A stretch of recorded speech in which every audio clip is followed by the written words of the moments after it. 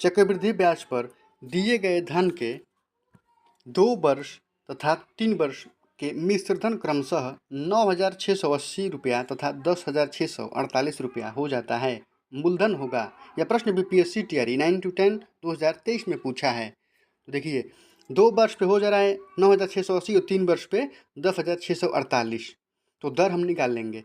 तो 10,648 माइनस 9,680 रुपया माइनस करेंगे तो ये हो जाएगा 8 में से 0 गया 8, 14 में से 8 गया 6 और 15 में से 6 गया 9।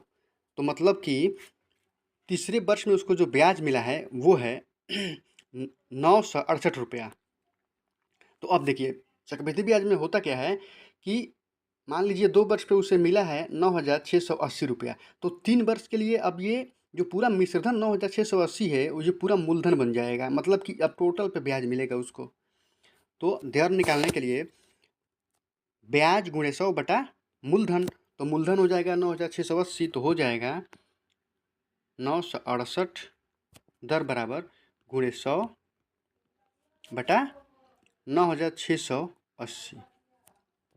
ये हो गया आर का मान। तो देखिए अब कटाएंगे, ये कट गया 0 से 0, 968 फिर 968 एक बार में। तो आर का मान क्या हो गया? आर बराबर 10%। आपका मान निकल गया। अब हमें मान निकालना है मूलधन का। तो देखिए मूलधन का मान निकालेंगे तो ये हो जाएगा, मान लीजिए अगर x रुपया है मूलधन, तो x गुणा 100 प्लस दर, तो 110।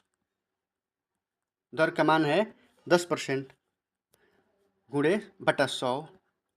फिर 3 वर्ष के लिए ना है, तो 3 वर्ष के लिए तो फिर 110 बटा 100, फिर 110 बटा 100 बराबर कितना हो जा रहा है?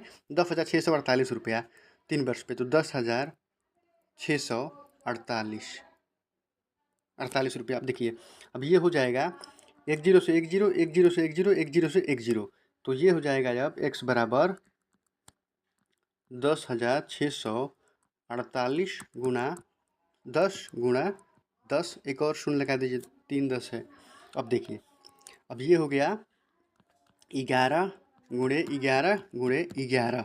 कटाएंगे इसको तो ये कटेगा 11 से 9 6 8, फिर कटाएंगे इसको तो ये कटेगा 8, फिर 8, फिर कटाएंगे तो ये कटेगा 8। मतलब कि आपका मूलधन हो गया 1 2 3 3 0, मतलब कि 8,000।